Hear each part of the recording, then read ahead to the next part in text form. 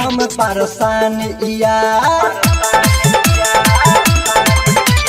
बानी हम परेशान यार होई दिलवा धड़कला से बानी हम परेशान यार होई दिलवा धड़कला से हम लड़की पटावल छोड़ दे हनी खाली मौगी के भगला से हम लड़की पटावल छोड़ दे हनी खाली मौगी के भगला से बानी हम परेशान यार होई दिलवा धड़कला से बानी हम परेशान यार होई दिलवा धड़कला से हम लड़की पटावल छोड़ दे हनी खाली मौगी के भगला से हम लड़की पटावल छोड़ दे हनी खाली मौगी के भगला से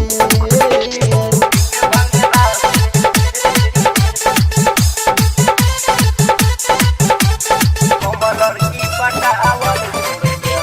Oil Recording Studio, Jagdishpur.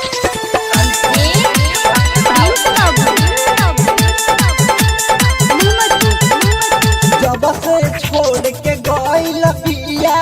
नहता बाटे छूटल आ बाबूजी मरल बांस से का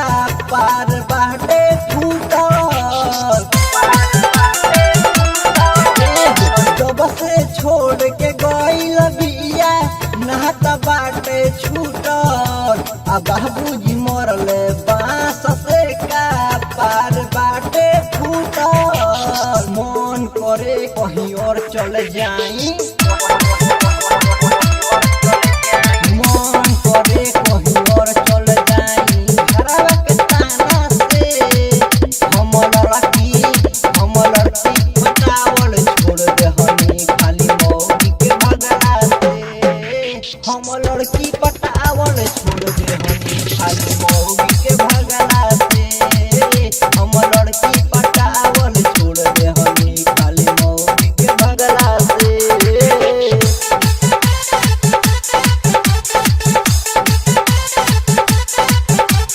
हम लड़की पटावल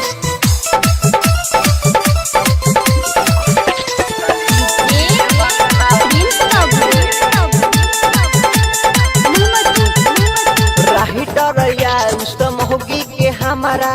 बाटे भड़ पैलस आ मिथुन मवाली ओकरा के भागा के लेके गइलस राहिटरया उस्त मौगी के हमारा बाटे भड़ पैलस आ मिथुन मवाली ओकरा के भागा के लेके गइलस श्याम सुंदर उदय है बाबू श्याम सुंदर उदय है बाबू मजा के उड़ैलस रे श्याम सुंदर उदय है बाबू मजा के उड़ैलस रे हम लड़की पटावल छोड़ दे हनी खाली मौगी के भगला से